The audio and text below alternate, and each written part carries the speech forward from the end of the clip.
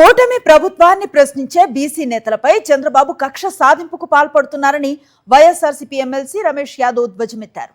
Karumuri Nageswararao arrest అక్రమమని, రాజకీయంగా అణచివేసేందుకు ఆయనపై అక్రమ కేసులు పెట్టారని ఆయన మండిపడ్డారు. అక్రమ కేసులకు భయపడబోమని, న్యాయ పోరాటం చేస్తామని చెప్పారు రమేష్ యాదవ్. బీసీలంటే బ్యాక్వర్డ్ క్యాస్ట్ కాదు, బ్యాక్ బోన్ క్లాస్ అని చెప్పి మా నాయకుడు వైఎస్ జగన్మోహన్ రెడ్డి గారు బీసీలకు పెద్దపీట వేస్తే, ఈ రోజు ఎలక్షన్ల ముందు వరకు బీసీలంటే ఒక వెన్నుముక్క అని చెప్పిన పార్టీ ఎలక్షన్ల తర్వాత ఓట్లు వేయించుకొని ఒక వెంట్రుముక్క మాదిరి తీసేసి అక్రమమైన కేసులలో ఈ రోజు మా పార్టీకి సంబంధించిన నాయకులందరినీ అరెస్ట్ చేయడం జరుగుతుంది. ఈ వెన్నుపోటు పార్టీకి మీ ద్వారా అందరికి చెప్పడం ఏంటంటే, మేము బీసీలము, మీరు ఎన్ని కేసులు పెట్టినా, ఎంత భయపడించాలనుకున్నా, ఎన్ని అక్రమమైన కేసులు పెట్టి మీరు మమ్మల్ని జైల్లోకి పంపించినా మేము మీ పెట్టే దొంగ కేసులకు ఎటువంటి పరిస్థితుల్లో భయపడకోకుండా మీరు చేసే అక్రమాలన్నీ నిలదీస్తో పాటు మీరు పెట్టిన అక్రమమైన కేసులు అన్నీ ఎదుర్కొంటామని మరొకసారి తెలియజేస్తూ, కారుమూరి నాగేశ్వరరావు గారి కుటుంబానికి వైఎస్ఆర్సీపీ పార్టీ ఎప్పుడు అండగా ఉంటుంది. మా నాయకుడు వైఎస్ జగన్మోహన్ రెడ్డి గారు ఎప్పుడు అండగా ఉంటారు. ఖచ్చితంగా కారుమూరి నాగేశ్వరరావు గారు కావచ్చు, వాళ్ళ కొడుకు కారుమూరి సునీల్ గారు కావచ్చు, ఖచ్చితంగా ఈ కేసులో నుంచి బయటకు వస్తారని తెలియజేయడం జరుగుతుంది. మాజీ మంత్రి కారుమూరి నాగేశ్వరరావు అరెస్టుపై వైఎస్ఆర్సీపీకి బీసీ నేతలు ఆగ్రహాన్ని వ్యక్తం చేశారు. మాజీ మంత్రి కారుమూరి అరెస్టును బీసీ నేతలంతా ముక్త కంఠంతో ఖండించారు. వెన్నుపాటు పార్టీ ప్రభుత్వ అరాచకాలు పరాకాష్ఠకు చేరాయన్నారు. కారుమూరి అరెస్టును కక్ష సాధింపు చర్యల్లో భాగమే అన్నారు మాజీ మంత్రి చెలుబోయిన వేణుగోపాలకృష్ణ. లేని కేసును సృష్టించి అన్యాయంగా వేధిస్తున్నారన్నారు. వైఎస్ఆర్సీపీ పాలనలో పారదర్శకంగా మద్యం విక్రయాలు, సరఫరా జరిగాయన్నారు మాజీ మంత్రి అనిల్ కుమార్ యాదవ్. అక్రమ మద్యాన్ని పూర్తిగా నియంత్రించామన్నారు.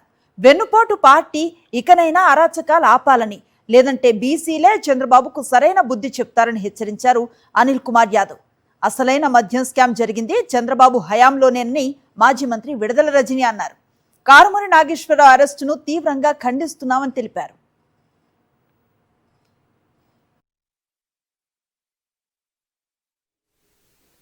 ఈ ప్రభుత్వ ఫెయిల్యూర్స్ ని ప్రశ్నించేటువంటి నాయకులపైన కుట్రపూరితంగా కక్ష సాధించాలని చేసే ప్రయత్నాల్లో భాగమే ఈరోజు కారుమూరి నాగేశ్వరరావు గారి యొక్క అరెస్టు. కారుమూరి నాగేశ్వరరావు యాదవ సామాజిక వర్గానికి చెందిన బలమైన నాయకుడిగా ఎదుగుతున్న తరుణంలో ఒక కుట్రపూరితంగా ఆయన కుటుంబాన్ని వేధించడానికి ప్రభుత్వం పూనుకుంది అంటానికి ఒక నిదర్శనం. అంటే లేని ఒక మద్యం కుంభకోణం అనేటువంటి ఒక పదం వాడారు వాళ్ళు. జరిగింది వారి టైంలో. ఎలా ఆనాడు చంద్రబాబు నాయుడు గారు ప్రివిలేజ్ ఫీజు తగ్గించారు. ఆనాడు పాలనలో ఉన్నటువంటి చంద్రబాబు నాయుడు గారు మద్యం విచ్చలవిడిగా బెల్ట్ షాపుల ద్వారా అమ్మించారు. ఆ రోజు ఉన్నటువంటి మద్యం ధరలను ఎక్కడా నియంత్రించలేకపోయారు.